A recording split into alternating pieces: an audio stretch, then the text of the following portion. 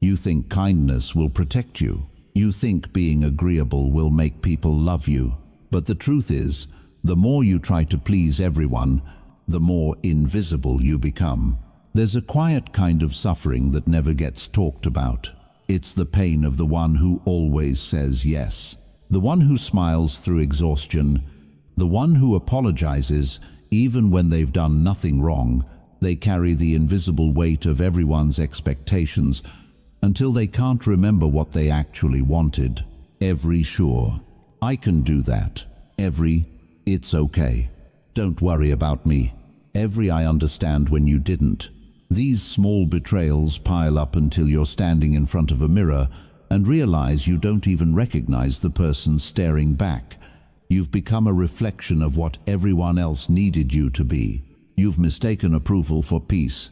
You've confused being liked with being loved. And you've sacrificed authenticity for acceptance. But here's the paradox. The more you give up your truth to be loved, the more unloved you feel, because deep down, you know they're not loving you. They're loving the version of you that never says no. This is not kindness. This is self-erasure. You call it empathy, but it's fear. Fear of rejection, fear of confrontation, fear of being alone. And that fear has turned you into a prisoner locked behind your own smile. The Stoics warned about this kind of slavery long before our age of niceness. Epictetus said, "If you wish to be loved, love yourself first." He didn't mean selfishness. He meant integrity, the courage to stand in your own truth, even when others disapprove. So ask yourself, how many times have you said yes when every bone in your body screamed no? How many times have you silenced your heart just to keep the peace? And what has it cost you? If you must lose yourself to be loved, it isn't love, it's control. And today, that ends. You think you're being kind, but what you're really doing is begging for permission to exist. The need to please is not compassion, it's dependency. It's the silent addiction that disguises itself as goodness. You crave approval the way an addict craves a fix, because for a moment, someone's smile makes you feel worthy. But like every drug, it fades, and soon you're chasing it again. That's how the trap tightens. You become hyper-aware of what others think. You analyze every word, every look, every pause, trying to decode whether you've disappointed someone. You start adjusting your tone, your values, even your dreams, just to stay acceptable. You stop living and start performing. This is how most people lose their power, not because someone took it from them, but because they gave it away, piece by piece, to anyone who looked displeased. The Stoics understood this disease of the mind. They called it servitude of opinion, the slavery of needing to be seen as good. Marcus Aurelius warned, "It never ceases to amaze me. We all love ourselves more than other people, but care more about their opinion than our own." That's the essence of the trap. You hand strangers the authority to define your worth, and then wonder why you feel small. The approval addict doesn't realize they are performing in a theater with no audience, because the people they're trying to impress aren't even watching. Everyone's too busy fighting for their own validation to notice yours. And so you keep bending. You keep agreeing.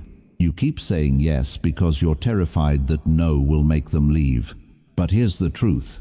If your connection depends on compliance, it's not connection, it's submission. The Stoic sees this clearly. They know that peace begins when approval ends. They refuse to live as a puppet on the strings of other people's moods, because every time you seek to please, you're teaching others that your comfort doesn't matter. And eventually, they'll believe you. You weren't born to be liked. You were born to be free. There's a kind of tiredness that no amount of sleep can fix. It's not your body that's drained, it's your soul. Because every day, you wake up and step into a role you never chose. The role of the agreeable one, the one who's so easy to talk to, so kind, so understanding. Everyone loves that version of you except you. You've built a reputation for being dependable, selfless, and patient. But beneath that calm surface, there's a quiet scream no one hears. You've become the emotional caretaker of everyone around you, while no one even bothers to ask, "Are you okay?" You listen to everyone's pain and swallow your own. You comfort others when you're the one breaking. You carry everyone's chaos and call it peace. And slowly, without realizing it, you begin to disappear. This is the invisible exhaustion, the kind that makes you dread your phone lighting up, because you know it means someone else needs something from you. The kind that makes you smile in a group, but cry when the door closes. The kind that makes you feel guilty for wanting rest, because you've been trained to believe that self-care is selfish. But the truth is brutal. No one is coming to refill you.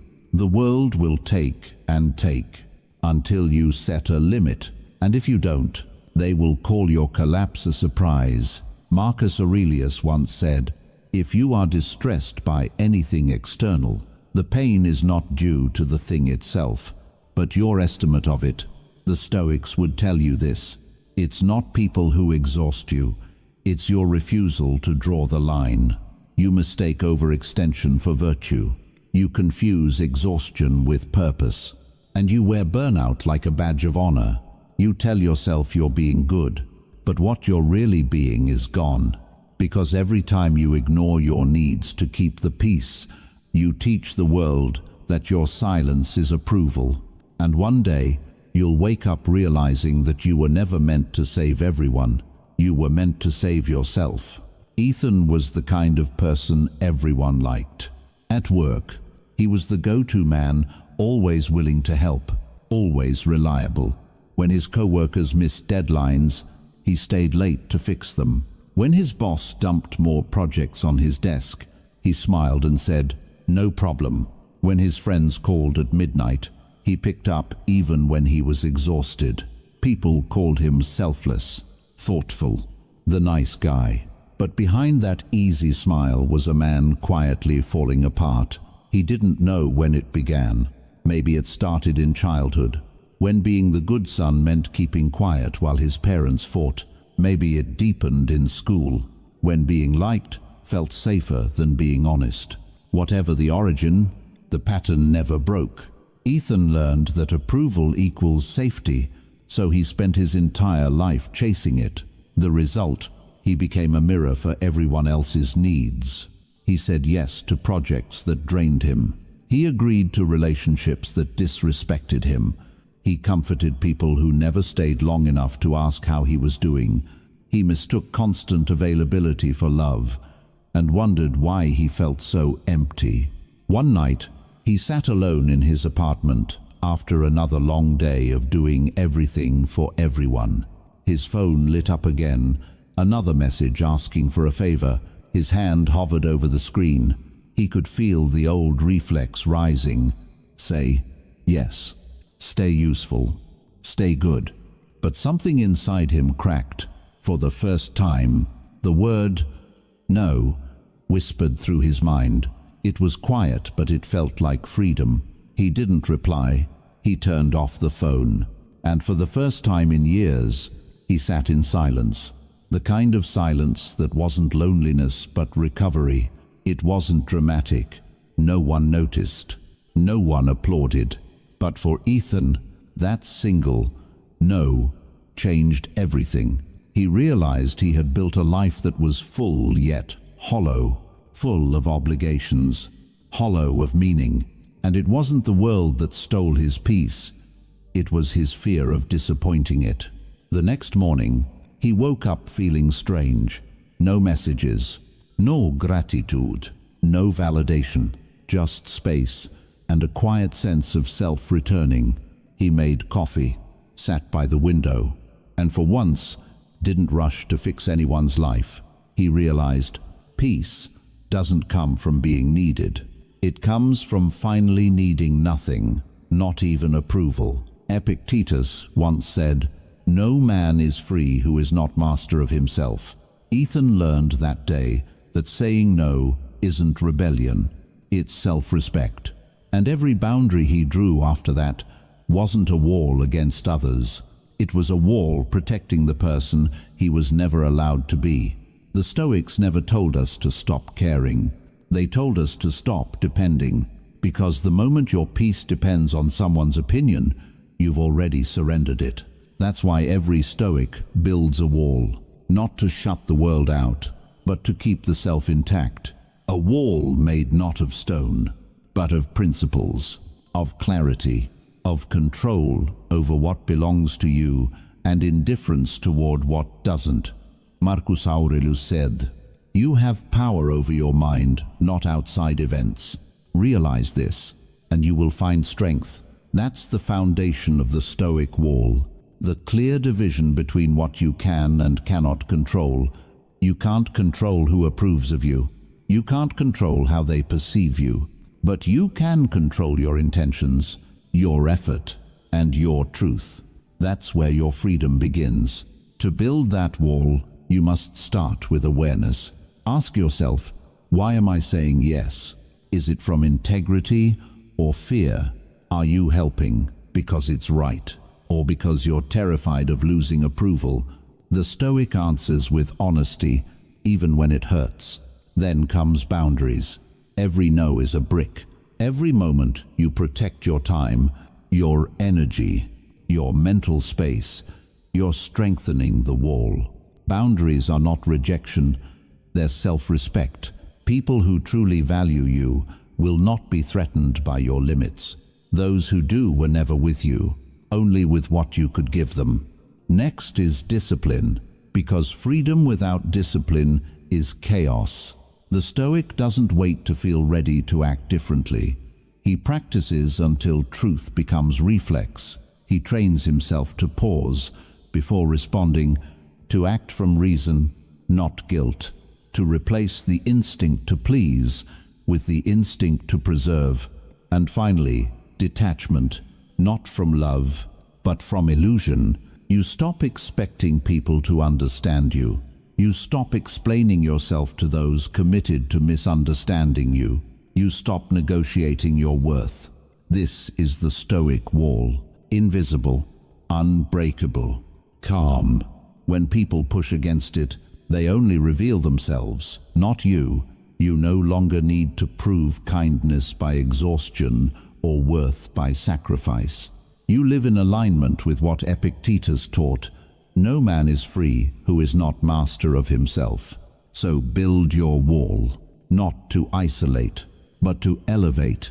Because when you finally stop begging for peace from others, you realize you've had the power to create it all along. People often mistake boundaries for arrogance. They'll call you cold, distant, selfish, because the moment you stop living for their comfort, you stop being convenient. But understand this, choosing peace over approval isn't cruelty, it's clarity. The Stoic does not build his wall to harm. He builds it to protect what is sacred, his reason, his focus, his dignity. When you stop saying yes to everything, you're not rejecting people, you're refusing to abandon yourself. Society glorifies the pleasing heart, the one that bends, apologizes, adjusts. But the truth is, the world respects what stands firm. Strength doesn't roar, it doesn't argue, it simply remains unshaken. That's why the calm man unsettles the crowd, because he cannot be manipulated by emotion or flattery. Seneca wrote, "No one can be both a slave and a friend." If your kindness is born from fear, it's not virtue, it's submission. Real strength is quiet. It doesn't seek validation. It doesn't explain itself to noise. It just acts in accordance with what's right, not what's popular. You can be kind and firm, compassionate and decisive, empathetic and immovable. The Stoic knows that gentleness without boundaries turns into exploitation, and power without empathy turns into tyranny. So he walks the middle path, calm, grounded, disciplined. When you finally stand your ground, the world reacts. Some will distance themselves. Let them. Their absence is not loss, it's space. Space for authenticity. Space for peace. Space for the life that begins once you stop performing for others. Remember, it takes more strength to stay silent than to explain, more strength to walk away than to chase, and more strength to remain true than to be liked. This is the paradox of Stoic strength. It doesn't dominate, it liberates, because when you no longer fear being misunderstood, you finally understand yourself. At some point, you realize the world isn't asking you to be kind, it's asking you to be compliant. And the moment you confuse the two, you lose yourself. The truth is, no one's coming to grant you permission to live freely. No one will tell you it's okay to stop pleasing. You have to declare it yourself quietly, firmly. Finally, that declaration doesn't happen in public. It happens in silence. The night you stop explaining, stop chasing, stop apologizing for being who you are. That silence isn't emptiness, it's rebirth. Because what Stoicism teaches isn't emotional coldness, it's emotional clarity. It's the strength to choose stillness over reaction. It's the discipline to walk alone when the crowd demands conformity. It's the courage to disappoint others rather than betray your own nature. Marcus Aurelius once wrote, "Waste no more time arguing about what a good man should be. Be one." That's the Stoic wall, built not from pride, but from presence. Each boundary is a brick of awareness. Each act of integrity is the mortar that holds it together. And over time, the wall stops feeling like defense. It starts feeling like peace. You begin to see how much energy you've wasted trying to be understood, how many versions of yourself you've performed just to earn temporary affection, and you finally understand the freedom you were searching for was never beyond other people's approval. It was in the quiet refusal to let them define your worth. You don't need to be loud to reclaim yourself. You don't need revenge, or validation, or applause. You just need the courage to say, no more, to stand still in your truth, even when the world moves without you.